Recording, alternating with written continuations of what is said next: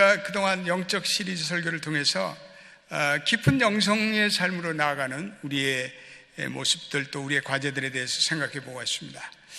우리의 깊은 영성의 삶을 방해하는 적이 하나가 있는데, 이거는 현실을 도피하려고 하는 겁니다.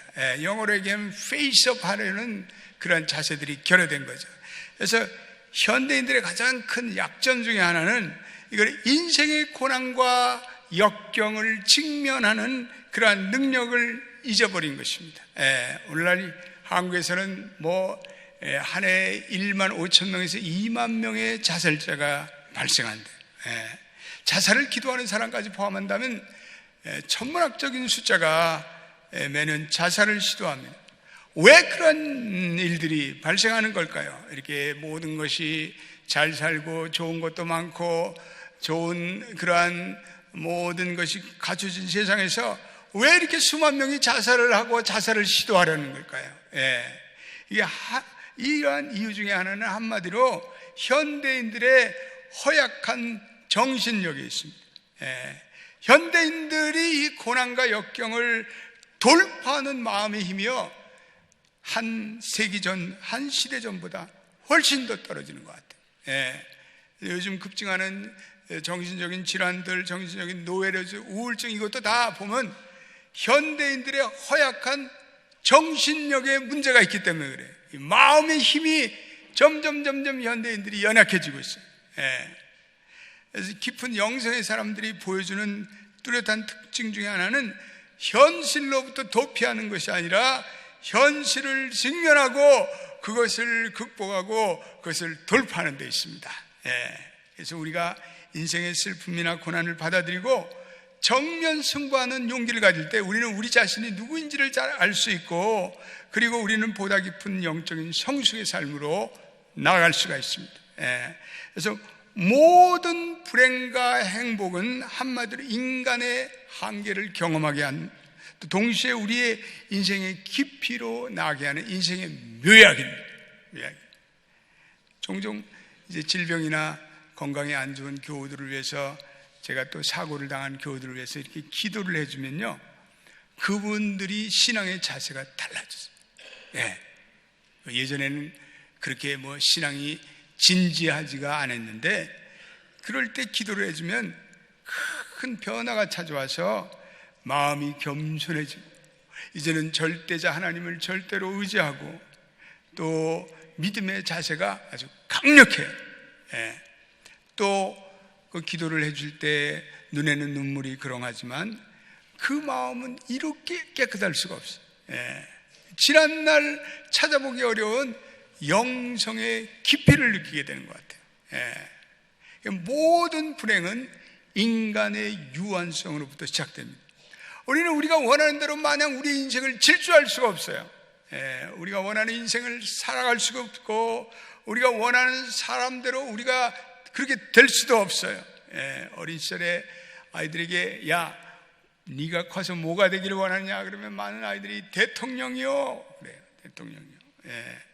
근데 나이가 들면서 그는 희망사항이라는 것을 깨닫게 돼요.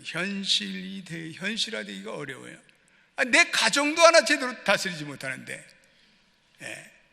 우리는 우리의 현실에 직면하게 됩니다. 하나님은요, 성경에 나타나는 그 위대한 종들에게도 때때로 인생의 한계에 이렇게 직면하게 하셨어요. 성경에 나타난 인물, 특별히 다윗 같은 사람들 보면 하나님께서 적지 않은 한계를 경험하게 하셨어요. 그런 골리앗을 죽이고 세상 사람들에게 환호성을 받아요. 그리고 난 뒤에 그는 광야로 쫓기는 신사가 돼요. 그래서 사울의 자격들에 의해서 그런 목숨만 건지고자 광야로 도망치는 도망자가 됩니다. 한때 다윗은 세상을 평정하고 교만에 빠지는데 그 후에 아들 압살롬이 배신을 당해요. 그리고 머리를 풀고 병자호랑 같이, 우리 한국의 병자호랑 같이 그 예루살렘 수도에서 급히 탈출하는 실패 나락에 빠지기도 합니다. 이번에 대통령 예비선거가 아이오와주하고 뉴햄프셔에서 열렸습니다. 근데 그동안 이렇게 트럼프라는 사람이 굉장히 기고만장하고 자신만만하고 그런데 이 사람이 그냥 크루즈라는 히스패닉 아메리칸에게 직격을 맞아버렸어요. 졌어요. 이 크루즈라는 사람은 쿠바에서부터 망명한 은퇴 목회자의 아들이에요. 근데 이번에 이 대통령 예비 선거에서 아이오와주에서 복음주의자들이 강력히 지원을 했어요. 그래서 모든 미디어들은 트럼프가 이길 것이다 이렇게 우세했는데 뚜껑을 열어보니까 이건 아니에요. 이변이 발생해요. 그동안에 이 트럼프가 너무 교만한 말을 많이 하는, 이민자들을 비하하고, 하나님이 그에게 겸손하라고 명하는 거예요. 이 겸손하다라는 말은요, 땅에 속한다 이런 말이 있어요. 라틴어로 후무스라는 단어에서 파생해서, 저와 여러분들은 땅에 속한 사람들, 우리는 언젠가는 땅에 파묻히게 돼요. 우리는 언젠가는 한 평의 땅과 그리고 한 벌의 수이면족한 인생이 돼요. 그런데 우리는 우리의 인생이 영원할 것이라고 착각하며 살아가요. 우리가 누리는 이 땅의 인생이 영원할 것이라고 환상에 빠져 살아가요. 아니에요. 우리는 언젠가 우리의 인생의 한계를 맞이하게 돼요. 요즘에 한국의 이해란이라는 가수가 부르는 전해라라는 노래가 아주 폭발적인 인기를 끌고 있어요. 60세의 저 세상에서 날 데리고 오거든 아직은 젊어서 못 간다고 전해라. 70세의 저 세상에서 날 데려오거든 할 일이 아직 남아 못 간다고 전해라. 80세의 저 세상에서 날 데려오거든 아직은 쓸만해서 못 간다고 전해라.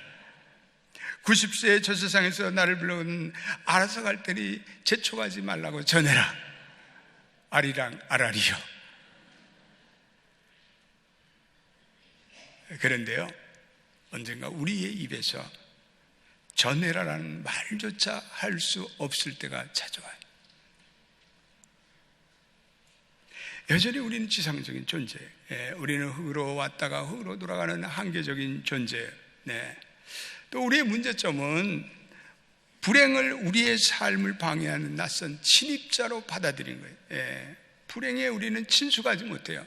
불행을 우리는 저주받을 것이라고 생각해요.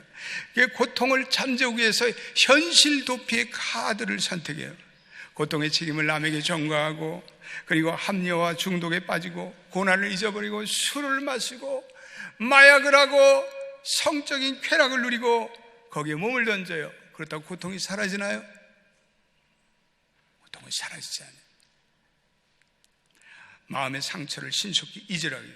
주변 사람들에게 우리의 고통을 잊게 해달라고 무리하게 요구해요. 심지어 어떤 사람은 하나님을 원망해요. 고통의 원인이 하나님께 있다고 생각해요. Why me? 하나님, 왜 나만 이렇게 해요? 여러분, 하지만 인생의 고난과 역경에서 피해 나갈 자가 누가 있겠어요? 우리에게는 단지 두 가지 태도가 있어요. 그 고난과 역경에서 쓰러지고 좌절할 것인가, 아니면 그 고난과 역경에 그것을 디딤돌로 삼아 새로운 영적인 성숙으로 나갈 것인가. 우리에겐 두 가지 길 외에는 없는 거예요. 조나단 에돌라는 유명한 영성학자는 욥기를 주제로 한 설교에서 욥의 이야기는 우리 모두의 얘기하다 이렇게 강조합니다. 욥은 불과 하루 만에 자기가 가졌던 모든 것을 다 잊어버려요. 가족도 재산도 건강도 다 잊어버려요. 모든 것이 일순간에, 이게 도대체 꿈인가 생신가 하는 일들이 하루 만에 일어나요. 여러분, 우리도 그런 일이 일어나죠. 상실의 시간이 살아요. 어떤 때는 어려운 문제들이 막 줄을 이어서 퍼레이드를 벌이며 우리의 인생에 침입할 때가 있어요. 우리에게 영원히 지속되려 했던 젊음도 어느 순간부터 사라지기 시작해요. 아무리 성형수술을 하고 보톡스 주사를 맞고 다이어트를 하고 운동을 해도 우리의 젊음을 지켜보자 몸부림치지만 인간에게 노화의 진행을 막을 수가 없어요. 우리의 인생의 버팀목이 되었던 그 든든한 버팀목들이 무너질 때가 있어요. 직장에서 갑자기 레이업을 당해요. 갑자기 미국으로 이민을 떠나야 할 때가 찾아와요. 갑자기 조지아 살다가 다른 주로 이사를 해야만 해요. 직업을 바꿔야 할 때가 와요. 사업을 다른 것을 해야 할 때가 찾아와요. 우리에게 익숙한 버팀목이 되었던 것이 무너져요. 아브라함은 75세에 그의 사랑하던 친척 고향 아비의 집을 떠나서 하나님이 보이시는 알지 못하는 미래의 불안한 곳으로 나갈 때 그가 느꼈던 실존적인 불안을 우리는 이민자로서 동감할 수 있어요. 우리 자녀들은 인생의 과도기를 지나면서 비로소 그들이 성숙한 인생을 살기 시작해요. 아이를 낳고 자녀를 키우면서 비로소 눈물로 기도하는 법을 배워요. 부모로서 성숙한 삶으로 바뀌어요. 도저히 자기 뜻대로 키워지지 않는 이 자녀들을 붙들고 그때 비로소 눈물의 기도를 드리기 시작해요. 나이가 들면서 우리 점점 자식들을 의존하게 돼요. 저와 여러분들도 언젠가는 자녀들의 돌보살핌을 받고 살아야 돼. 그것이 우리 인생의 엄연한 현실이에요. 누군가 인생의 큰 전환을 맞이해요. 그것이 질병일 수도 있어요. 사랑하는 배우자의 이별일 수도 있어요. 배우자의 배신일 수도 있어요. 갑자기 회사가 파산함에 따라서 오랫동안 자리 잡았던 직장을 잃고 실직자가 될 수가 있어요. 불임과 유산과 같은 그러한 어려운 시간이 찾아와요. 교회 생활하면서 어떤 사람은 신기루에 빠져 살아가요. 그리고 자기의 삶, 자기의 뜻대로 교회가 이루어지지 않는다고 불평을 해요. 실망을 해요. 교회의 상처를 받아요. 자기 딴에는 예수를 믿는다고 열심히 헌신했는데 그 헌신이 자기를 위한 바벨탑이라는 것을 깨닫게 후회해요. 그러한 인간적인 노력이 어리석고 그리고 잘못되었다는 것을 알고 탄식해요. 교회에 대한 지나친 환상을 품고 살다가 그 환상이 깨어서 실망해요. 그런데 시간이 흐르면서 우리는 결국은 깨닫는 것은 하나님이라는 존재는 우리가 생각했던 것보다 더 큰 존재라는 거예요. 하나님 우리가 생각했던 것보다 더 위대한 존재라는 거예요. 하나님 우리가 생각했던 것보다 더 그분은 신비한 존재. 교회란 내 뜻대로 움직이는 것이 아니라 내가 하나님의 온전한 뜻에 순종하며 이루어진다는 사실을 우리는 뒤늦게 깨달아요. 오늘 우리가 읽은 이 욥은 아마도 오늘날 따지면 빌 게이츠의 부를 가졌던 분의 포비스라는 부자리 시대에 매년 올랐을 거예요. 그런데 욥은 더구나 순전해요. 하나님을 사랑했어요. 그리고 하나님을 경외했어요. 그런 존경받는 신앙의 사람이었어요. 그런데 어느 날 사탄이 갑자기 그를 공격하기 시작하는 거예요. 사막의 약탈자가 진입해서 재산을 하늘에 벼락이 내리고 심한 강풍이 불어서 그의 재산이 일시에 다 세계적인 갑부가 하루아침에 일시에 졸지에 가난뱅이로 무일푼 거지로 전락해버려요. 있을 수 있는 일인가요? 더구나 10명이 되었던 자녀들이 다 목숨을 잃어요. 더구나 그에게 악창이 나서 피부로 자기의 피부를 기와로 긁을 정도로 고통을 받아요. 심지어는 그의 아내는 당신이 하나님을 저주하고 죽어라! 저주를 퍼부대요. 더구나 이 욥의 이야기가 충격적인 것은 그는 고난을 받을 만한 사람이 아니라는 데 있어요. 그는 결백해요. 그의 고난은 부당해요. 사랑과 은혜가 충만하신 하나님께서 왜 의인에게 그런 고통을 허락하는 것일까요? 우리는 어떻게 이 고난과 역경을 극복할 수 있는 것? 제럴드 시처라는 유명한 크리스천 작가가 있는데 그의 저서 하나님 앞에 울다라는 책에서 교통사고로 잃은 자신의 어머니와 아내와 어린 딸에 대해서 회고하는 것을 본 적이 있어요.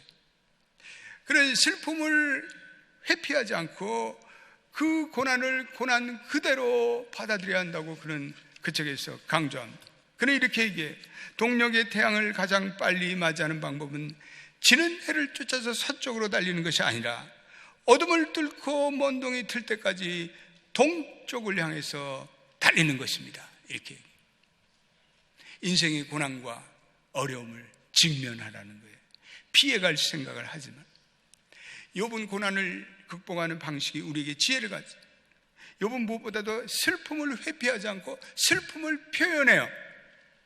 하나님 앞에 솔직한 자기의 심정을 감정 표현을 해요. 우리는 슬픔과 고난 앞에서 때때로 교과서적인 답변을 해요. 괜찮아요. 하나님 모든 것을 합력하여 선을 이루시죠.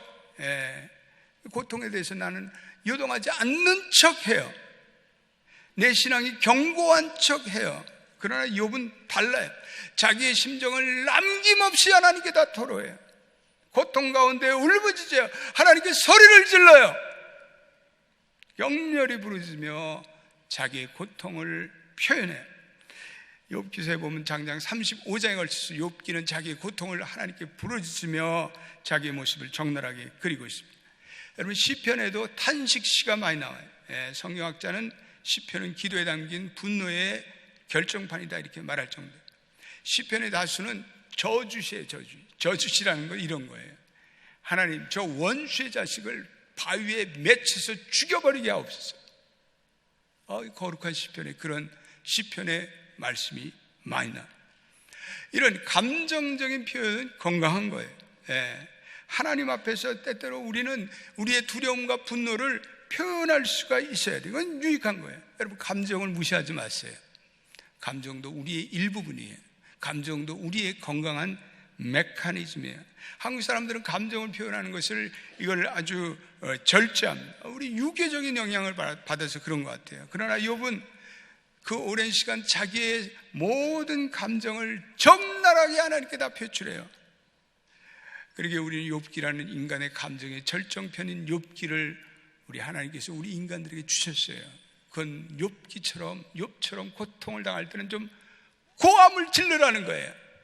욥기처럼 자기의 고통을 하나님께 표출하라는 거죠. 두 번째, 우리는 고난과 고통 가운데 인내해야 돼요. 오늘 우리가 읽은 시편 37편 7절에 이렇게 얘기하고 있습니다. 한 번 더 시작. 여호와 앞에 잠잠하고 참고 기다리라. 자기의 길이 형통하며 악한 길을 이루는 자 때문에 불평하지 말지어다. 우리는 고난 가운데 우리는 인내를 배워야 되는데, 제가 목회 생활하면서 저도 신앙 생활하면서 가장 어려운 것이 인내하는 거예요. 인내하는 게 어려워요. 어떤 데 잠잠히 기다려야 돼. 하나님께서 하실 때까지 내가 할 일이 없어요. 뭘 해요? 내가 할수록 더 문제가 복잡해지는데 가만히 있는 거예요. 하나님, 이 환난과 고통이 지나가게 하옵소서. 그리고 그냥 무릎을 꿇고 그냥 엎드려서 하나님께 기도하는 것 외에는 더 이상 방법이 없어요. 아브라함도 하나님의 약속을 11년 동안 기다리다가 다른 방법으로 자식을 취하려고 했어요. 이해가 가요. 아브라함이 이해가 가요. 여러분, 그만큼 기다리는 게 쉽지 않아요. 욥은 친구들과 치열한 논쟁을 벌여요. 그도 인내하지만 그 인내를 지탱하는 것이 쉬운 것이 아니에요. 저 자신도 하나님이 일하실 때까지 꾸준히 인내하는 것이 쉽지 않아요. 어떤 기도는 2년 3년 기도가 응답되지 않아요. 영혼의 어두운 밤이 계속돼요. 목사인 저 자신도 때때로 이건 하나님이 정말 살아계신 건가? 이런 회의가 찾아오고 실망이 찾아올 때가 있어요. 어떤 때는 이게 내가 드리는 이 기도가 솔직히 응답이 될 것인가? 믿음이 사라질 때가 있었어요. 그런데 여러분 보십시오. 어떤 일정 기간의 침체의 기간이 끝나고 어떤 일정의 어두운 인생의 밤이 끝나면요, 새벽의 동토음같이 하나님의 응답이 신실하게 응답되는 것을 경험하였습니다. 할렐루야. 그러므로 성경은요, 강청의 기도를 드리라고 해요. 끈질긴 기도를 드려라 이렇게 말해요. 우리 인생의 끈질긴 기도를 드려야 돼요. 그래서 그 기도를 통해서 우리는 우리의 인생의 어떤 문제와 어려움 속에서 우리는 그 문제를 극복해야 돼요. 세 번째, 우리는 고통과 역경을 통해서 우리의 한계를 우리는 인식해야 돼요.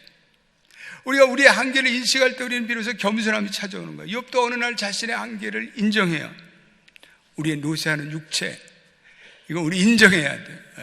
점점 우리가 나이가 들으면서 우리의 신체가 내가 노화하는 내 신체로 인해서 내가 가졌던 꿈과 야망과 내 계획을 다 이루지 못하고 우리 인생이 마감될 수도 있다는 사실을 우리는 받아들여야 돼요. 나의 가정환경, 나의 인종, 출생, 국가, 문화 다 우리에게 한계를 줘요. 우리는 한국계 미국인이에요. 우리는 미국 사람처럼 키도 크지 않고 우리는 등치도 미국 사람에 비해서 우리는 왜소해요. 우리는 얼굴 윤곽도 달라요. 우리가 태어난 가정환경이 어쩔 도리가 없는 거예요. 부모로부터 받은 유전자적인 전이, 유전적인 질병 어떻게 하겠어요? 우리의 외모, 불우했던 환경 어쩔 도리가 없어요. 내가 그런 선천적인 원인을 가지고 그것을 가지고 원망하고 그것을 가지고 부인하고 이런 건 어리석은 사람이에요. 그래서 선천적인 거는 더 이상 얘기할 게 없는 거예요. 그대로 받아들여야 돼. 때때로 우리는 하나님처럼 행동하려는 교만한 본성을 가지고 있어요. 우리의 현실을 부정해요. 거창한 환상에 빠져 살아가는 사람들이 있어요.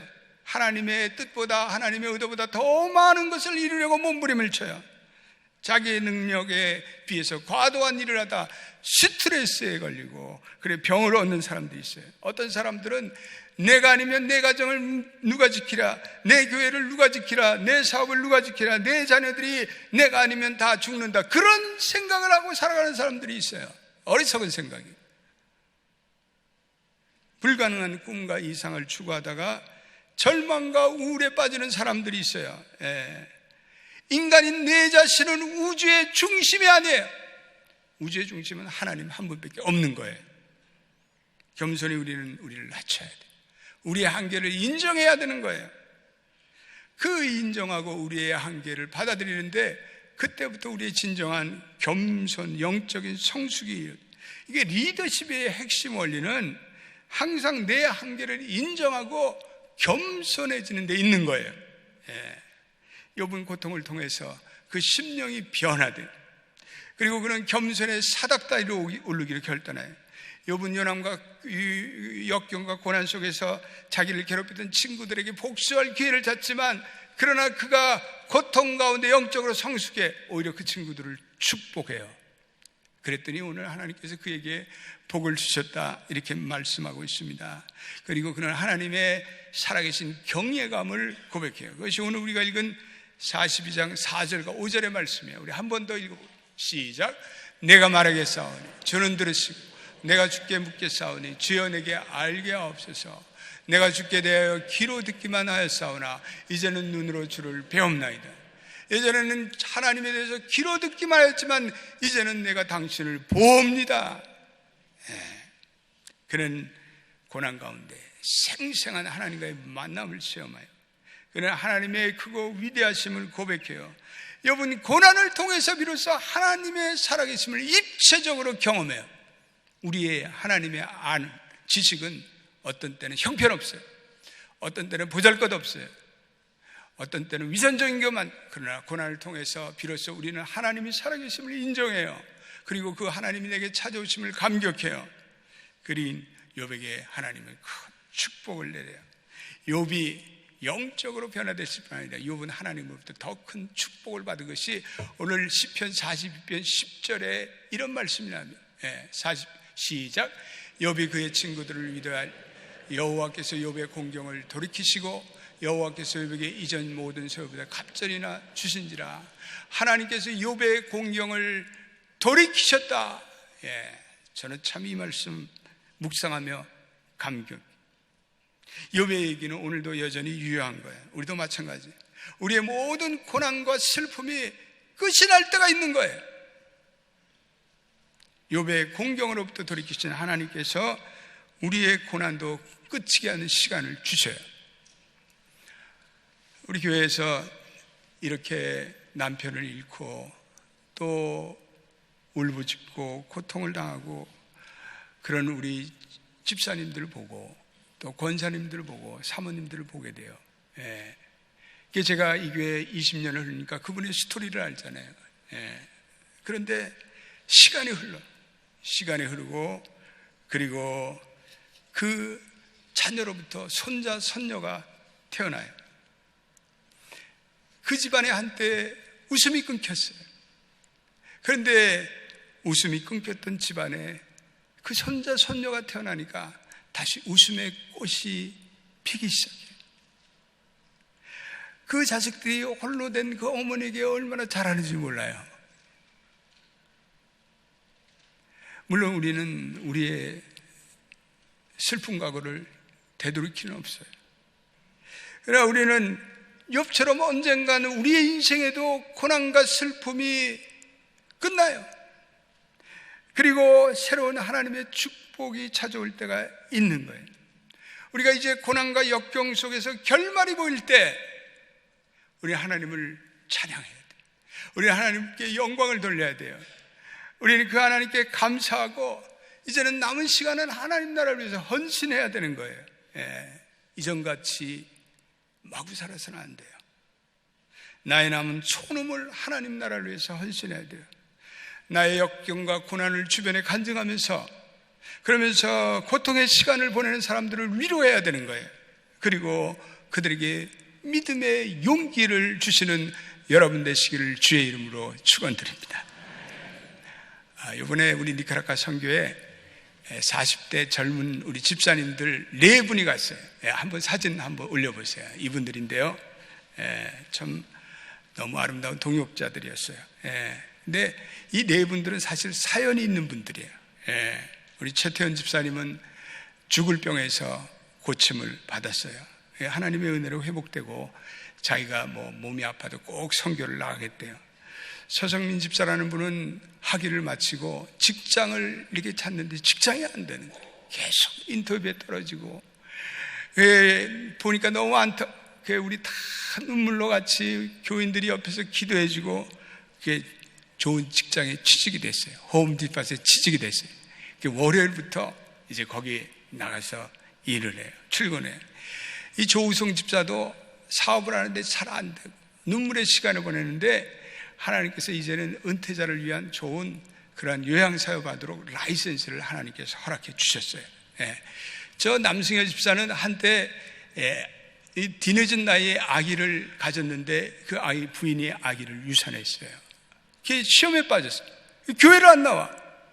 그래서 내가 신방을 갖고 너 12분이 예수 잘 믿고 다시 하나님의 복을 누릴래? 그러면 그렇지 않으면 지옥의 불에 떨어져 버릴래? 그랬더니 그때 마음이 찔려서 그 다음 다시 나와. 그래 사순절의 특세에 나와서 기도를 하고, 그래서 다시 아들을 주셨어요. 그래서 그 아들 이름이 승리예요. 승리. 역경과 고난이 지날 때 그들의 삶을 볼 때는 마음이 아파요. 그런데 이제는 믿음으로 그 어려운 시간을 이겨내고 니카라과 선교를 이번에 가는 것을 보고 참 은혜를 받았어요. 그렇구나. 역경과 고난을 이겨내고 그 다음에는 하나님께 영광을 돌려야 돼요. 그 다음에는 하나님의 나라를 위해서 헌신해야 돼요. 그럴 때 하나님은 우리의 인생에 다시 축복을 주시고 은혜를 주시고 또 우리의 인생을 통해서 영적인 성숙으로 나아가요. 이제 제가 정리해 보겠습니다. 고난과 역경 가운데 그 고난과 역경을 직면하십시오. 도망가지 마십시오. 그 고난과 역경에 대해서 때때로 여러분들의 감정을 다 표출하며 하나님께 울부짖으며 기도하십시오. 인내하십시오. 나의 한계를 겸손히 받아들이십시오. 나의 과거를, 나의 불우했던 과거를 오히려 성장의 발판으로 삼으십시오. 고난과 역경이 끝나고 새로운 인생의 출발의 장에 찾아올 때 이제는 하나님 나라를 위해서 헌신하십시오. 저와 여러분들의 신앙이 그때 부쩍 자라고 있을 것입니다. 저와 여러분들의 신앙이 깊은 성숙의 바다로 빠져 들어갈 것입니다. 기도하십시다. 하나님, 모든 역경과 고난 속에서 우리 연합교회 모든 성도들은 한 분도 빠짐없이 그 역경과 싸워 씨름하고 그 역경으로부터 물러서지 않도록 도와주옵소서. 그 역경과 고난 가운데 때때로 눈물로 울부짖으며 하나님께 기도할 수 있는 은혜도 허락하여 주시옵소서. 하나님, 역경 가운데 인내하게 하옵소서. 하나님, 나의 연약한 신체적인 한계와 나의 부족함을, 나의 한계를 인정하고 받아들이기를 원합니다. 고난과 역경이 끝나는 시간은 반드시 찾아올 것입니다. 그때 하나님께 감사하며 하나님 나라를 위해서 헌신하는 우리 하나님께 모든 성도들이 되게 하여 주시옵소서. 고난과 역경을 나의 인생의 성숙의 발판으로 삼는 그러한 하나님의 진정한 백성들이 다 되게 하여 주시옵소서. 예수님의 이름으로 기도드립니다. 아멘.